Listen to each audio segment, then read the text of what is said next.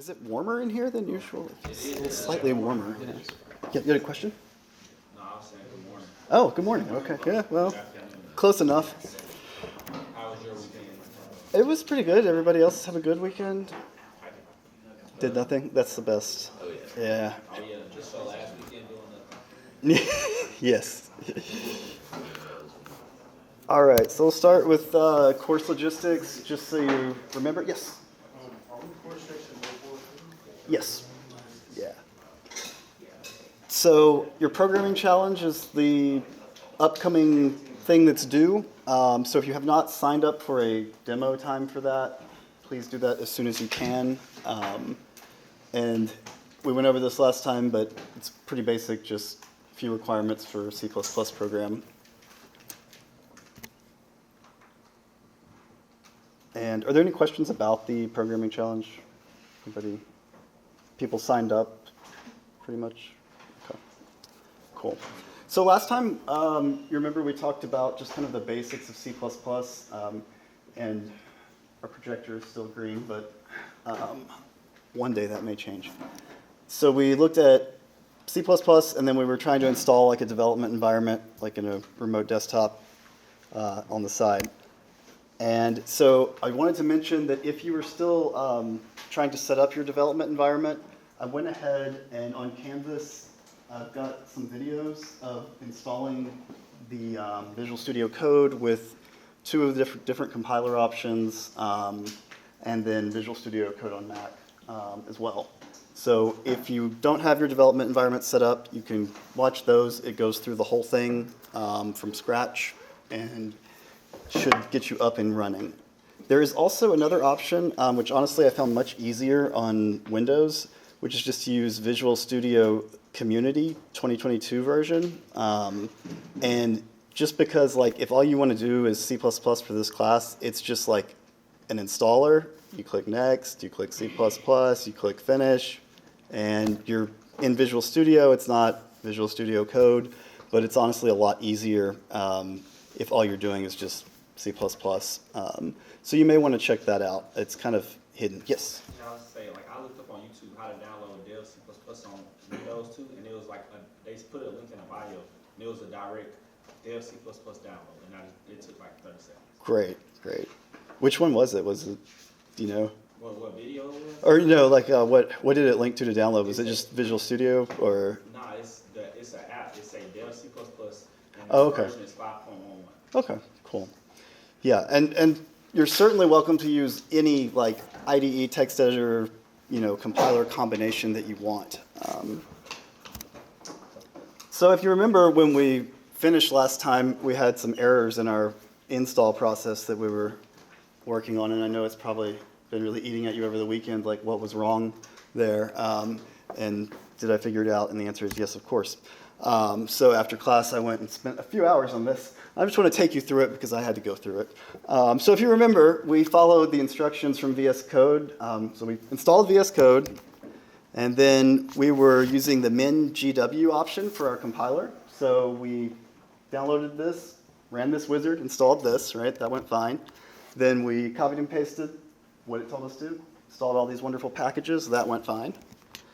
Then we went in Windows to add to our path variable, right, so that it could find the C++ compiler. We added in the path that we needed to add.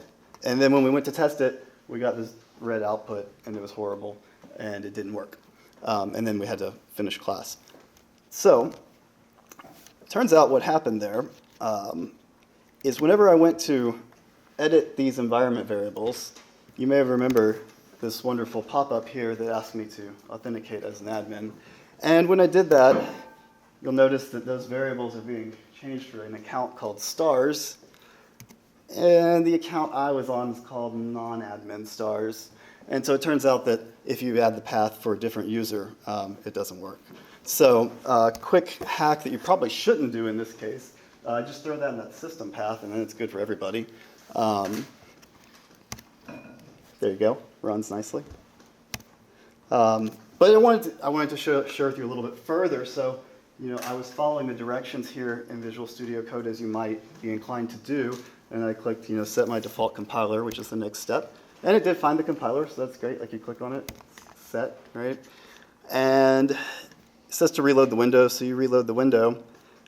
And then the next instructions say that you need to select the developer command prompt for VS. And that was a little bit confusing to me. I was like, well, what is the developer command prompt for VS? So after looking around and doing some searching, not really finding much, and then finally, all the search engine is today, right? And okay, well, it turns out that if you're on Azure on a remote desktop, I guess Reddit doesn't like you. Just a side note, but the problem here is that Visual Studio Code lies to you. Even though you installed like MinGW or some other compiler, the instructions always just say you're using MSVC, which I'm not. So that's why you don't have the developer command prompt option, is because you're not using that, and you don't actually need it. And so after learning to trust myself again, I was able to successfully run C++ in Visual Studio Code. But all that to say, I made these videos for you that walk through it so you don't have to deal with all of that weirdness. And so I didn't do one with the Windows subsystem for Linux, which is an option you could use if you want, just because like the virtual machines that I'm using don't like me to do that. And so I just went ahead and did one with Microsoft's and one with MinGW, and then the Mac one. So that's there if you want to walk through on it, and it'll take you through doing it on any of those. Okay, so today we're going to do kind of our last little bit of just talking about C++ stuff, and then on Wednesday we will start into actual data structures. We'll start with a linked list. So I'm going to go through just kind of a bunch of things in C++ that will be boring to you if you code in C++ all the time. If you only code in it occasionally or it's been a while, these are helpful things just to kind of get them back in your mind. And so I've done most of this on slides just so I can post it and you can use it as a reference. I prefer usually just to write code, but for these kind of basic things, I've just put them here, and then I've just got the output that I've already run here for you so that it's easy to find as a reference. So the first thing to remember in C++ is we have the preprocessor directives. So anything that starts with the hashtag, or pound as we used to call it, is a directive to the compiler, and actually a preprocessor that comes in and kind of replaces those things with stuff we need. So like a library, when we do the include of IOStream, then whenever we run our compilation process, that gets replaced with the actual library that we need for us. And similarly, there's like a ton of things you can do with the pre-processing stuff. Like you can just define something, like I just define my name arbitrarily. And it's kind of like a macro, like it's just literally going to find and replace wherever my name is in this code. It's just going to take what I put there and put it there before we run. So it's not doing it like at runtime or anything, but it is important because you'll see this in like a lot of more complex code, like libraries will have things defined, or obviously you'll include a lot of things just to do a basic program. So basic here, I'm just including IOStream so I can do input-output. I'm defining something called my name, and then I'm doing cout and just including my name there, and you get the output that you would expect. Something to note here is since I didn't do like using namespace std, you'll see I'm prefixing std before these, which is something you can always do if you don't want to just include the whole namespace. Would you mind if I click? Oh yeah, you're welcome to just include the whole namespace. It's easy, most people do that. There's really, like in this class, definitely do that. Just, don't expect to like name your variables like indel or something. That's going to be, you'll have a little problem there. But so the preprocessor directives also are pretty important. You'll see this a lot when we do like classes and stuff. So for a class, and we'll talk about this a little bit later, but you have a header file, you have a C++ file that kind of spells out the implementation. And typically at the top of the header file, you'll see the if not defined, and then a name, define that, and then the end if. And that's just to help when you have, again, more complex projects. You don't want to give the compiler the same thing like twice or 4 times or whatever. So this just kind of marks that and prevents it from including something a bunch of times, because you might use it in multiple files. So another quick note, something to remember with C++, if you are including something that's a system library, use the little less than, greater than signs for that, and that'll look in your path in your system for the library. If you're wanting to look at like a file that you wrote that's in your project directory or something, then you can put it in quotes like that.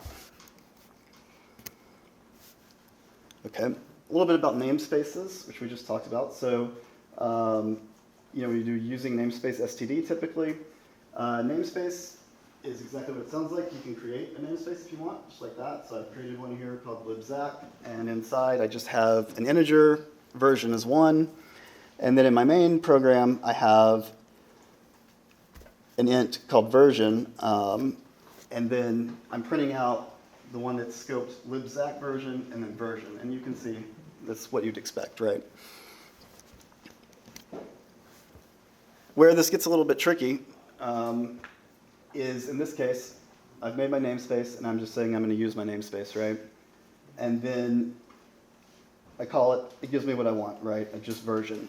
Now, if I were to, say, have a version variable in my main method as well that's not part of that namespace, you can see which one gets the priority. So this can be something that can kind of sneak in on you because it's not going to give you like a compiler warning. It's not going to give you a runtime error. It's just going to update that variable to what it thinks you want it to be. And so in this case, version gets given the value of 2, even though one of them is 1. And again, you could fix this just by scoping to the one you want or naming it something else. Something that's kind of nice that you can do that I don't really see done a lot, but it is useful. You don't have to actually use the whole namespace, like when you do the using up front. So you can just say, like, I just want to take this part of that namespace, right? I just want that frequently used variable. So you can do, instead of like using namespace std, you can do using namespace std : cout, if you just want cout from it. And then it doesn't bring in everything at once. Again, not a big reason to do it in this class, but if you do encounter code that does it, that's all that's going on. And so you can see here, we can bring that in and use it how you would expect. Okay, so next, in C++, we have kind of 2 types of strings. We have the C-style strings that just come from the C language, and then we have C++ strings, which are, added on with C++. In general, we always want to use the C++ strings. They're just friendlier, they're easier, they're, we won't get lost in too many details with them. So, but occasionally we do need to interface with the old C-style strings. So, things to remember about the C-style strings. They are arrays of characters, so it's a character type. And if you do something like this, like you just have like character, you give your variable name, and then just some square brackets, and give it a literal value there, the compiler will go ahead and take care of that for you. Like, it will allocate the right amount of space, it will add a null terminator to it, because all the C strings, they are the characters and then a null element at the end. So if we look at this, you can see, if we just print out that name, that's what you would think. If you look at the size of it, you get 5, whereas the length is 4. The 5th element there is that null terminator, which doesn't show up when we print it out or anything, but it is very much there in memory.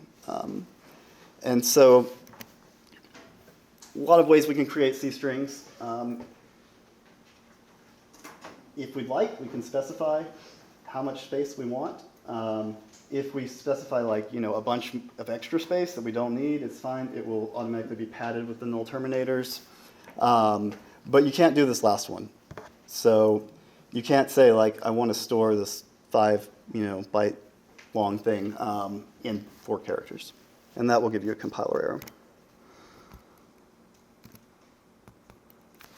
So if you do want to work with C-style strings, they're a little bit more kind of like unwieldy in terms of like just basic operations of like concatenating strings or moving stuff around. But there are plenty of functions that allow you to do that. So here's kind of like how you would work with this. Like if I just declared like my first and last name, and then I've just got this, empty character array just with 100 bytes, and then I can use some of these library functions like string copy and string cat to combine them together into a C string. And so using C++ strings is just a lot easier. So here's just using like the modern C++ strings, I'm including string, and you can see here like it's more of what you're used to probably with like languages like Python or Java or C# or kind of whatever. It's, we can make strings, we can concatenate the strings together, then we can output that. We don't have to worry about kind of like the memory part of it. We don't have to call any special functions or anything like that. And it's just a lot easier to work with. So that's probably what you want to do if you're working with strings. So, moving on. Functions. So every language kind of has a concept of encapsulating a block of code, right, and then being able to just call that block of code. And so in C++, we'll call it functions. Sometimes we call it methods. It doesn't really matter. Basic idea being it's this block of code, and it can take in parameters, so it can take in values that you send to it, and it can either like return a value or not return a value. It could just do something and move on with life. So here's kind of a very, very basic use of a function. So we've just got a function here called print message. All it does is output hello world. And then in our main function, we're just calling print message, and as you would expect, we get hello world. However, if you were to do something kind of modern and decide that you're going to put like your main method up here, and then you're going to write your function later in C++, this won't work. Because it goes in order down the file, and you'll get this compiler error that says that it doesn't know what print message is, because it's top to bottom processing that file. The fix for that is that you just need to declare the function signature at the top, essentially. So just like what the return type, the name of the function, and then any parameters. That just has to be defined before it's used. You can actually implement it later in the file as long as you get that header done first. And this is just a C++ thing. Again, this is something where a lot of other languages that we use, they don't care about this kind of thing. It kind of takes care of it for you. Okay, so continuing on with functions, I mentioned that we can pass things to a function, right? So in this case, I've got this function called add1, and I'm passing it an integer, x, and I'm adding 1 to that integer. So in my main method, I've made x, set it equal to 1, print it out, it's 1. Call add1, and then I print it out again, and it's still 1. So this is probably the behavior you would expect in most languages, right? Because for the primitive types of data, so like integers, floats, doubles, things like that, by default, when you pass something to a function, it copies it, right? It doesn't update the thing that it doesn't update the x that's here in main. It takes it, it makes a new copy, calls it x within the function, and then does what it wants to do, and then it's gone. Once the function's done executing, that x is gone. So as you would expect here, we get 1 and 1. We don't actually add 1 because it's only added 1 within the scope of the function, which hasn't affected the original x. If we wanted to fix something like that, in this case, like a really easy way to do that is let's just change it to have this function return an integer. So instead of just updating its copy of x, it'll actually update its copy of x and return that value, and then we'll store that in our x, and then we get what we want, 1 and 2. Feel free to stop me at any time if there's any questions. I know it is mostly basic, but every now and then there can still be something interesting. Do you usually post your slides? Yeah. So all the slides are posted on Canvas. Right now, it's like just on the homepage. Like you just scroll all the way down, and you'll see lectures, and it'll have each lecture, it'll have slides, and it'll have the screen recording of it. Yeah. Or slides for lectures that haven't happened yet? No. So I usually post them pretty much just right after class, and that's just in case. Like, well, first of all, I want to surprise you. It's a goal here at Mississippi State to surprise and delight our guest. But no, in case we change anything in class, in case I did something wrong, right, and we want to update it in class, I want the right version to go up there, and But yeah, I'll post them right after class, and then I usually post the video like once it's done processing or whatever. So. And it's like a recording of the class we just had. Yeah, so it's just a screen capture and the audio from the computer. So you can mostly hear me. It's nothing special, but it is something. It's just in case you're out or whatever, or you want to just remember what we looked at. It's not super high fidelity, but it's usable. So, yeah. Okay, so references. This is where things actually start to get interesting, this is kind of. I would mark this as like the start of things that are relevant to us in this course, that are beyond just like I want to write hello world, I want to write something that like adds numbers together, I want to do these basic things. So when we look at references, it's essentially you have a variable, and say you wanted to just kind of have an alias for it, right? Like you say, okay, this variable is x, but I also might want to call it x2 or another name, right? But I don't want to like create independent entities, right? I just want this one value. So in C++, this is actually fairly easy to do, and the way that we do it is you'll see like the int with the ampersand by it there. So I want you to think of that as a data type, that int with that ampersand together. And that is saying this is an integer reference. That's the type of this variable. So when we do that, we can then name it whatever we want. So in this case, I've got x, which is just a regular integer. I've got this reference to an integer called ref to x, and I'm just setting it equal to x. And so if I print out both x and ref to x at first, they're both 42, like you would expect. If I change ref to x to 98, you'll see they both change to 98, right? Because they're just an alias to the same slot of data. And that's kind of where that fits with this course more, is we'll start to, on Wednesday, talk about how memory is laid out, where data lives, how it's structured and organized. And so this is something that's starting to use that, right? Rather than creating another variable, taking up more memory, we're just simply referencing something that's already there with a different name. So we can make as many references as we want. One of the kind of gotchas here in C++, you have to assign the reference when you declare it. You can't just declare like, oh, this is going to be a reference later. You'll get this nice compiler error that will tell you that you can't do that. Can I reference that one to the previous one? Yeah, you definitely could. You just have to do it when you declare it. Otherwise, yeah. Okay, so let's think about references and functions together. Also, there will be a quiz on Wednesday. It'll be our first quiz. This is a good slide to remember for that quiz. Okay, so in this case, we're going to kind of combine what we were doing with functions with references. So we've got this function, which is just a void function it's called add1. So it doesn't return anything. But instead of taking just an integer in, we're taking a reference in.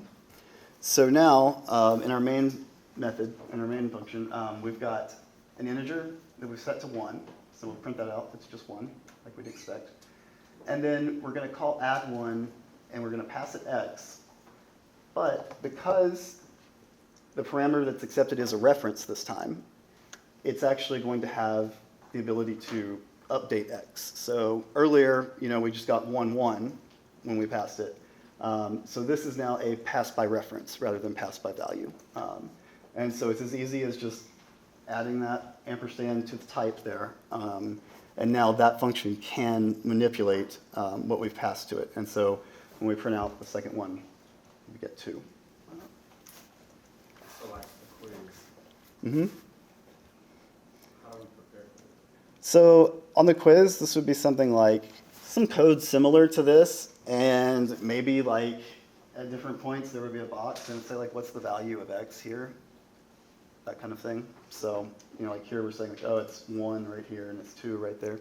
So Which is, it's not in a way like to study for, it's just a review quiz on C++. yeah, it's, You know, what I mean? yeah, it's just to try to, on the more important topics that you'll need going forward, like just to make sure like, okay, you got it. Like I know what a reference is. I have an idea of like how this variable is changing based on that. Real straightforward, real simple. Paper question? Yes, paper, yeah. And it'll take you like 2 minutes to do probably. And yeah. I also want to ask, are we going to get a lecture on Friday, or is that all just the day for the code review? Yeah, so that does present a little bit of an issue. If you need to schedule to do your your code review for the assignment during this class, that's fine with me. I'll talk to the other instructors and see if we can figure out something, because I think at least there's one other Monday, Wednesday, Friday section. Usually it's Tuesday, Thursday, so it's not an issue. But yeah, definitely give priority to getting your assignment done. But hopefully, yeah, we do have class on Fridays. So yeah, luckily there are only a couple of these challenges. So,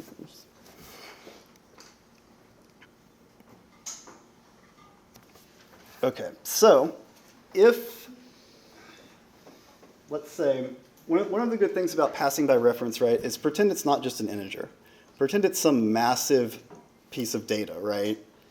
If you do the default where it's going to copy it, well, obviously, now you're kind of doubling, the amount of memory you need to work on this thing. So maybe you've got that, and you want to call a function with it and just give it access to the data you have, but you don't want it to change that data. You essentially have a method, or you have a function that's going to do something. It's going to look at it, it's going to compute something, maybe it'll return something, but it's not going to change it, and you don't want it to change it. So if you want to enforce that, you can use the keyword const, which exists in a couple of other languages. I don't think it exists in Python. I don't think there's a way to do this in Python, but maybe. I think in like Java, it's like final. I think it's actually const, like in JavaScript. Everything's kind of got a version of this, but it's essentially saying you can't change this. And you'll see like in this code, so I've immediately tried to do the thing that I'm not supposed to do. So in my method, which is called justlooking, where I'm promising I will just look at this and not do anything to it, the first thing I do is I try to do something to it. And you'll see the compiler will catch this, so it won't compile. And it will give you a pretty straightforward message that says, yeah, hey, you can't actually change that variable that's being passed to you. And you can't change it because you set it as a constant. Yeah. So that parameter, putting that const there, that's where the constraint comes from. That's the promise that I won't do it. So let's say we wanted to still accomplish something, and this is kind of like what you'd see more practically. Maybe I'm going to add 1 to it, so I'm going to look at it to see what its value is. I'm going to add 1 to that and then return a new integer that's that value. And so this is kind of like the practical way that this would work. And so in this case, it's just fine. I can call, I can set x to 1, it's 1. I can set a new value to be the result of just looking at x, which is going to be x plus 1, and we'll see that it's 2 now. So like you would expect. All right. Moving right along. Pointers. How does everyone feel about that? Pointers. Yeah, Good? Good? Bad? I missed that lesson a little bit. Yeah. I feel like pointers are, they're overhyped, it's scary. And in my opinion, and this is just my opinion, in C++, it is mostly just ugly syntax that makes them a headache. So we're going to deal with pointers. We're just going to talk a little bit about them today. On Wednesday, we'll talk about them a lot more. But the basic idea of a pointer is that it's a variable that just stores a memory address. That's all it stores. A number to a place in memory. So if we look at this code, we've got just a regular integer, x, which is 42. And then I'm creating an integer, and I've got a little asterisk beside it.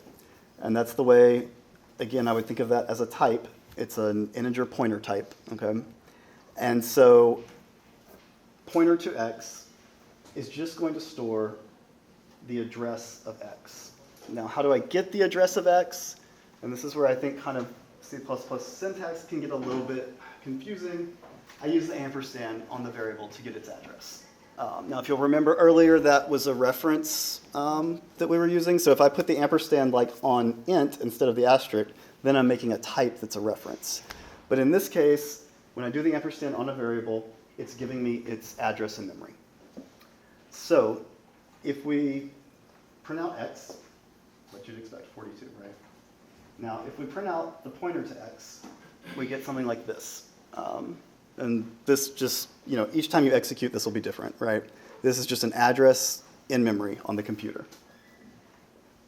If we print out, we put our asterisk here, and then pointer to x, we will get the value of it. So once we've made the pointer, if we just want to know what the address is, which is rare, we don't usually want to know, we can use the variable name.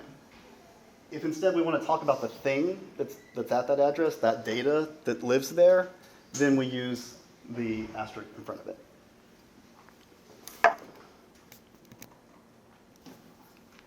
So, to kind of break this down a little bit more, these are each of the kind of major ways of looking at this. So, first we created the pointer. So we're declaring an integer pointer here. And you can just think of the int star as it's a data type. And then it needs to store an address. So to get an address, we're going to use this ampersand operator to get that address of the variable x. So if we were just to talk about pointer to x, so this is just the pointer itself, it's just a memory address. It'll just give you an address in memory. If we want to talk about the thing that's at that address in memory, we use the asterisk before it. And that will give us the actual data. And so when we use the asterisk here in front of it, it's called a dereference operator. That's what you'll see it labeled as. And it just means that essentially we are going to that spot in memory, and now we're working with that data. So.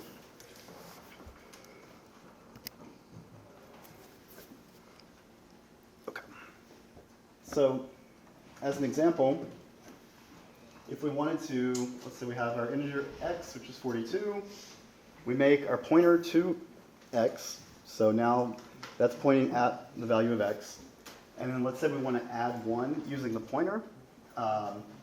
We would do it just like this. So we would say we want to change the data that's at that pointer to x to the data that's at pointer to x plus 1. And so then you will get x being 43. So it's pretty straightforward in this context, right? Like, we can look at this and it's pretty easy to digest. It gets a little bit, I think it's a little bit of a cognitive burden when we're starting to do data structures with it. And you've got lots of pointers that are pointing at things and you need to dereference or not dereference. Having kind of these basic examples to reference, at least for me, makes it easier just to get it back in my mind what the exact syntax is for doing this. Again, once you are in the rhythm of working with C++, then it becomes less of an issue. I don't work with C++ the majority of the time, so every time it's a little bit of a page back in to get it going. But it's not bad once you get back to remembering the syntax. Okay, so you can make mistakes with pointers. Some of these mistakes will be caught at compile time, so that's nice. That's the best kind of mistake to make. The compiler will stop you. Some of them won't. Some of them will be caught at runtime, but some of them won't be caught at all. So here, let's look at one that's not caught at runtime, but is definitely a mistake. So we've got our integer x42. We've got a pointer to it. That's fine. So we print out that pointer. There we've got our wonderful memory address. We print out what's the data at that memory address 42, just like we'd expect. And then we're going to just add 1 to it, but we forget to add that dereference, right? So now, instead of adding 1 to 42, I've actually taken this number, added 1 to it, and then I've also stored that as the address rather than storing it as the data. And so now, when I print out my pointer itself to get its address, you can see it's pointing at, well, what I added to it to tell it to point there. And then if I try to dereference that, I get this, which, where did that come from? It was just in memory, right? And it happens to be in memory that my process has access to. So in a lot of cases, if you go and try to point to just an arbitrary place in memory, it's just going to shut you down because the OS is going to kick in and say, no, you can't just take arbitrary memory, right? And that's true on like a modern computer. It's true even on a lot of microcontrollers now. As you get lower and lower, there are like embedded systems where the protection doesn't exist, right? Because everything can just use that big bank of memory. But for where we're running, we kind of have a lot of abstraction layers that are mostly related to security today to keep your process in its own little space there. And so like even this memory address is fake. This is a virtual memory address. It's not the real actual memory because even that is randomized, again, for security. So it's kind of all relative to your little process that's running. So, because I'm ambitious and I wanted to try to break out of the little jail that my process is in, I just went ahead and added 1,000 to that to see what would happen. And yes, so that's when you get a segmentation fault, right? So that's a runtime error, and it's telling us, you've done something horrible, and we're shutting it down. So this is also a better case than not having the error, right? Because what happens is when you don't have the error, it's a logical problem, and you'll be seeing things happen, and if you're manipulating data, it'll just be weird. It'll be behaving in a way you don't expect, but it's not giving you an error, it's not crashing. So generally, I'll take any kind of error over not having an error. Okay, let's look at writing a basic C++ class. Okay, so I want to go through this because we will be using classes to do our data structures when you write those. And they'll be very basic. We're talking one class, so you have one header file, one C++ file, and then one main file. So I just want to go through it so that we can remember the details of it. So I'm going to call mine class robot. So I'm going to start with my header file, and I'm going to disable Copilot.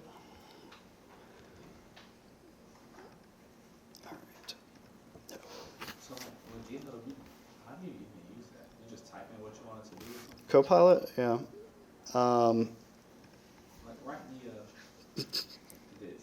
Yeah, here. So usually if I just get started, oh, you know what? I don't have Wi-Fi. What if you don't even know what Yeah, Edgy Roam is being weird. Let's see if it connects or not. So yeah, it will even start based on a file name for you if you sit there long enough. But you can essentially, you start writing code, and it uses that as context, right? And then it starts predicting what you want next. So you can kind of do, if you've interacted with the large language models, yeah, okay. Well, I guess we won't be doing that. If you've interacted with them at all, you know that it's just predicting the tokens, right, that you want next. And so it's the same thing. You can kind of like, the easiest way I find to use it is to just write a quick comment about like what I want the next block of code to do, right? And then it does a pretty good job of helping me with that logic. It's definitely not perfect, but it's very powerful. So you can, if you sign up for GitHub with your edu address, you can get Copilot for free in your editor. But yes, we will do this without Copilot. So I'm going to make a robot class. So what I'm going to do first is, remember we talked about the little preprocessor directives. And so I'm going to say if it's not defined, and you can pick kind of any name here. The convention is like this though, like, so I'm doing robot, and I'm just the H for header. Then, so if it's not defined, then I'm going to define it. And again, this is just because if you have multiple files, and then I'll end that region. So essentially everything in between here is conditional. So like say I have multiple files that use my robot class later. When the compiler, when your make process comes through and you're building things, the first time that it sees robot included, right, it will go ahead and process that and get it ready. The second time, we don't want it to do that again. So this will actually prevent it from doing that, because after it goes through here the first time, underscore robot underscore H underscore is defined. And so it'll just skip it. And that's the only reason that that's there. Again, it doesn't really matter if you're just like using it once, but it's a good practice to have because you usually use it more than once. Okay, so we'll use the keyword class here. And so in C++, if you remember, we have public and private fields. So public fields being like anything that sees an object of the class, can access them, can change them, whatever. Private fields only within the class. We can update those. So I'm going to go ahead and declare my public functions here. So in C++, we do that just by public : and then we're going to list them out. So the first one I'm going to do is a constructor. And so this is automatically called when you create an object of the class. And this is the header file, so we're just doing the headers of these methods, so no implementation here. The second one I'm going to do, and we'll discuss this later in the course, is a destructor. And so this will be used whenever I'm done with that object. And again, this is something that doesn't matter for very simple things. However, once we start building data structures that take up memory, right, lots of memory, they need to clean up after themselves. Otherwise, you'll have memory leaks and all kinds of wonderful things. So I'm going to go ahead and just define one method here that lets the robot move. And then I'm going to do some private fields here, and let's just say X and Y. And don't forget to put a semicolon there. And let's just say that's our basic class, right? Like our robot just has a position in the world, X, Y. So would it have been probably X and Y only exist in the robot class? Right, yeah. But the variables robot, like, exist everywhere. Right, yes. So when we create an instance of the class, it exists anywhere that has access to that, which, you could have it inside of another class that makes that private if you wanted, right? Like, it's all kind of relative. But yeah, the private stuff is just for this class, and it's contained in there. So go ahead and, so robot.cpp, that's where we will define the actual implementation of everything. And so for this, we will, of course, want to include our robot.h file, so our header file. And we do it in the double quotes because it's something that we're writing, not a library thing. I'm going to include IOStream in here as well, just because we're going to use cout probably. So then the first thing I'm going to do is the robot constructor. And I'm just doing it, so this is a constructor that takes no parameters, right? So I'm just going to have it set x to 0 and y to 0. And we can do that within this constructor. We have access to them. The second thing that I'm going to do is the robot destructor. And so it's just like this. We're not going to do anything in here. I'm just going to put it there so that we have it. And then what did we have? Robot, does it move? Yeah, there we go. Thank you, autocomplete. Okay. And so our move function, we're just going to have it, oh, we got to put a data type there. We're just going to have it move the robot by this amount in X and Y. So I'm going to use the keyword this, which just means the X that's part of this class. And you don't have to do it this way. Like you see in the constructor, I just use X and Y directly. This is just a little more clear once things get complicated as to what you're talking about. And in this case, I'm just going to add X to it, and I'm going to do the same thing for Y. So we're just going to pretend like the robot, it moves a relative amount, right? We're not setting its position, we're just moving it wherever it is in the world. And since we are almost out of time, let's do the rest of this on Wednesday. And let me just make sure I don't have anything else that I need to tell you. All right, so yes, just remember the challenge 0, and then remember we're going to have a quiz on Wednesday. It'll be easy and quick, and it's going to be about references. So I will see you guys on Wednesday.